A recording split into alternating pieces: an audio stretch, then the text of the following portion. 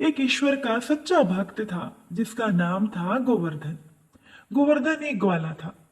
वो बचपन से ही दूसरों पर आश्रित था, क्योंकि गोवर्धन का कोई भी रिश्तेदार, कोई भी सगा संबंधी नहीं था। जिस गांव में गोवर्धन रहता था, वहां के लोगों की गायें आदि चराकर जो भी मिलता, उसी से गोवर्धन अपना जीवन चलाता था। गांव के सभी लोग गोवर्धन से बहुत प्यार करते थे। एक दिन गांव की एक महिला, जिसे गोवर्धन काकी कहकर बुलाता था, एक दिन गोवर्धन को अपनी काकी के साथ वृंदावन जाने का सौभाग्य प्राप्त हुआ।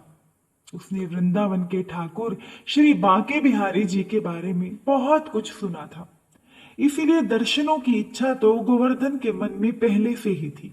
साथ संगत जी, वृंदावन पहुंचकर जब उसने श्री कृष्ण जी के दर्शन किए तो वो उन्हें देखता ही रह गया।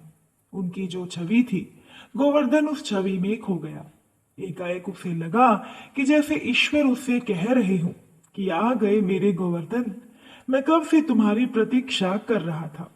मैं गायें चराते चराते थक गया हूं, अब तू ही मेरी गायें चराने जाया कर। गोवर्धन ने मन ही मन भगवान से, ईश्वर से हाँ कह दी।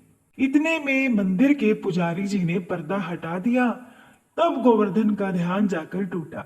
जब मंदिर बंद होने वाला था तो एक सफाई कर्मचारी ने गोवर्धन को मंदिर से बाहर जाने को कहा। साथ संगत जी, गोवर्धन ने सोचा कि ईश्वर ठीक ही तो कह रहे थे।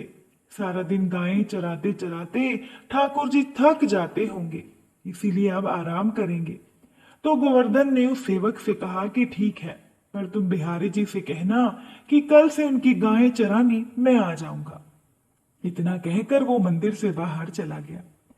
अब उस सफाई कर्मचारी ने गोवर्धन की भोली सी बात मंदिर के पुजारी को जाकर बताई।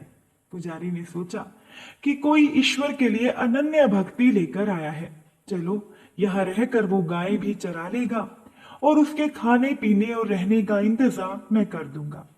गोवर्धन पुजारी जी के मार्गदर्शन में गाय चराने लगा। सारा सामान और दोपहर का भोजन इत्यादि गोवर्धन को वहीं पर भेज दिया जाता। एक दिन मंदिर में बड़ा भव्य उत्सव था। पुजारी जी व्यस्त होने के कारण गोवर्धन को भोजन भेजना भूल गए, पर भगवान को तो हमेशा अपने भक्त का ध्यान रहता है। ईश्वर अपने भक्त को कभी भी नहीं भूलते, इसीलिए खुद ईश्वर ने एक वस्त्र में कुछ मिष्टान इत्यादि बांधे और पहुंच गए यमुना पर गोवर्धन के पास। गोवर्धन ने कहा कि आज तो बहुत देर कर दी, बड़ी भूख लगी है। गोवर्धन ने जल्दी से सेवक के हाथ से पोटली लेकर भर पेट भोजन खाया। इतने में सेवक जाने कहां चला गया, अपना वस्त्र वहीं छोड़कर। शाम को पुजारी जी को याद आया कि उन्होंने तो गोवर्धन को खाना ही नहीं दिया। पुजारी जी को अपनी भूल का एहसास हुआ तो उन्होंने गोवर्धन से माफी मांगी, पर गोवर्धन ने पुजारी जी से कहा कि अरे, आप क्या कह रहे हैं, आपने ही तो आज नए सेवक को भेजा था प्रसाद देकर।